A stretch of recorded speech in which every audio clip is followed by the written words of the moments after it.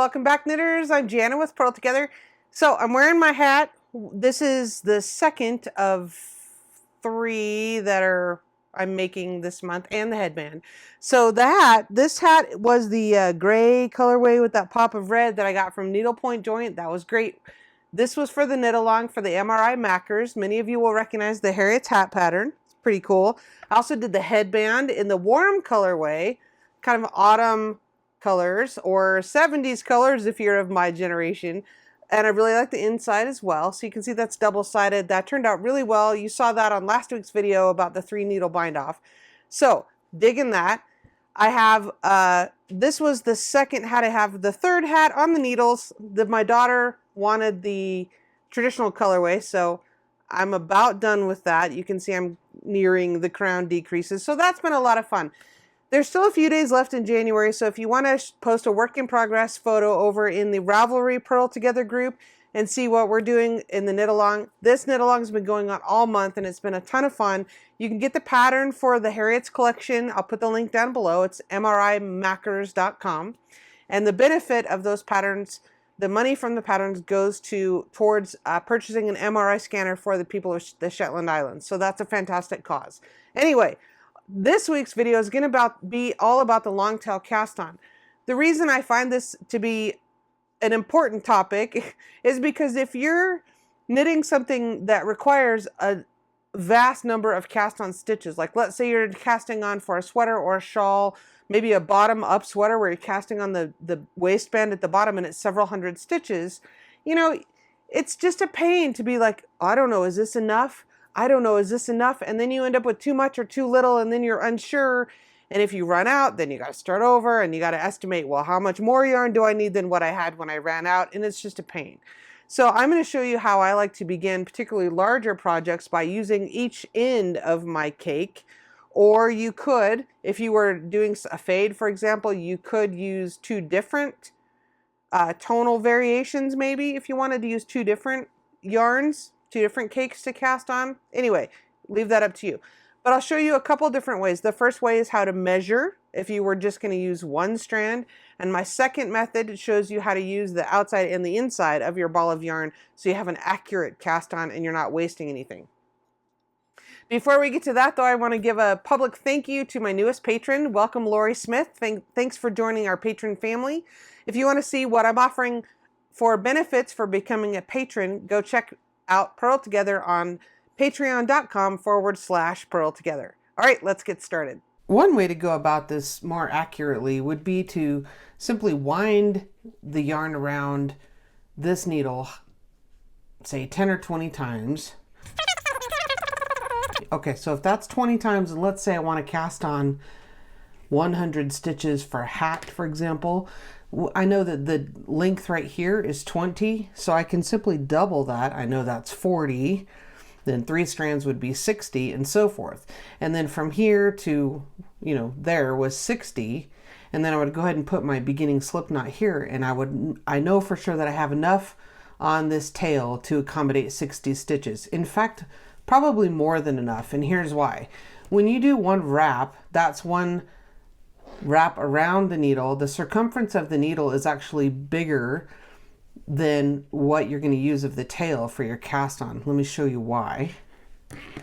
So if I'm doing the cast on here and I have one wrap, I've estimated the tail. So when I go over the needle and I do my wrap, and then I come back over, this part on the left is what I've estimated, and what I'm using for the bottom part of the cast on, that's certainly less distance than one wrap around this needle. But to be safe, you can do that. You can measure that off, wrap, and you'll know you have enough for a tail. Certainly better to have a little bit extra than to have not enough. However, if you are short on yarn, or it's very, exotic fiber, or it's a precious yarn that you want to make sure that you don't want to have too long of a tail, you need every inch of yarn that you have. One way to go about this to know for sure is to take your yarn cake and to use both ends for your cast on. Now we're going to end up cutting off one of these depending on what your preference is, whether you prefer to knit from the outside or the inside of your cake. But right now what we're going to do is make a slip knot, join each end. So I have the inside and the outside, and I'm going to join the ends together in a slip knot. And if I want to be sure to use every bit, then I want to make the slip knot, you know, pretty close to the end there. Okay, so I'm going to put that slip knot on there. Now this is not going to be counted as our cast on, so that is not your first cast on stitch. However, now I'm going to do my cast on. So however you normally do that, a lot of people do it one-handed. I do a two-handed cast on, and I go up, under, and around. And you just carry on with your cast on. So I'm going to go ahead and cast on like 10 or 20, and I'll show you what this is going to look like. Okay, so you would do your long tail cast on as normal, the one-handed or two-handed version, or however that looks for you. I'll do it slow if you're interested to see how I do it. I just use my lobster claw here, palm up, and I pinch there, go around my thumb and make a triangle around my index finger. Okay, so it looks like that. Then I put my needle up under. I grab my needle with my left hand. I do a wrap, like just like I'm wrapping a knit stitch, and then I slip that over the top. And that's how I do my cast on. I'm still holding on to this. I just wrap around again, go up under and back over. But this is a great way to do it if you're going to cast on a shawl, or you need to cast on something that has quite a number of stitches. You know, if I were doing several hundred stitches, then I'd probably put a marker every 50 just so I didn't have to recount. You know, I would recount certainly that 50. I would count that twice, then I would place a marker so I knew I was correct, and then carry on. So I had groups of, you know, 20, groups of 50, groups of 100, whatever you want to do depending on what your crazy cast on number would be. I would definitely do that if I had a large cast on. I would cast on, you know, using both ends of my yarn ball. I don't know how many that is. It really doesn't matter. But let's say we're finished with that now. And what you want to do is choose, do you want to have your yarn coming out of the center? I usually like to knit off the outside of the cake because I don't like the collapsing business that happens when I knit from the center. So if I want to use the outside of the case, then I'm going to cut this one. So I'm gonna just go ahead and cut this because that's going to end up being my tail. Okay, so I'll cut that. Then what I have here is this crazy original slip knot that's doubled, and I'll get rid of that in a second. So let's say I just did that and I'm going to knit my way back.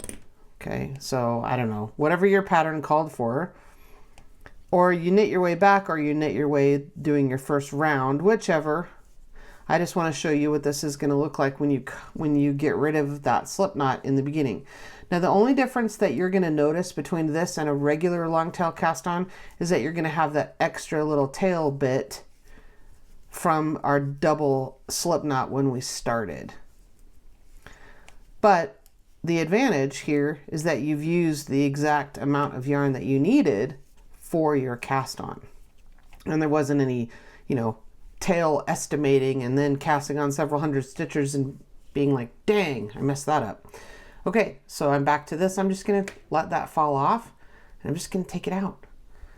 And there you have it. It's perfectly fine. And then I'll just weave both of those in. So there's your cast on.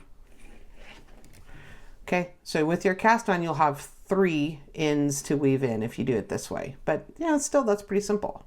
All right, if you found that video helpful, give me a thumbs up, click subscribe, and I'll see you in a couple of days for my next video. Thanks for watching.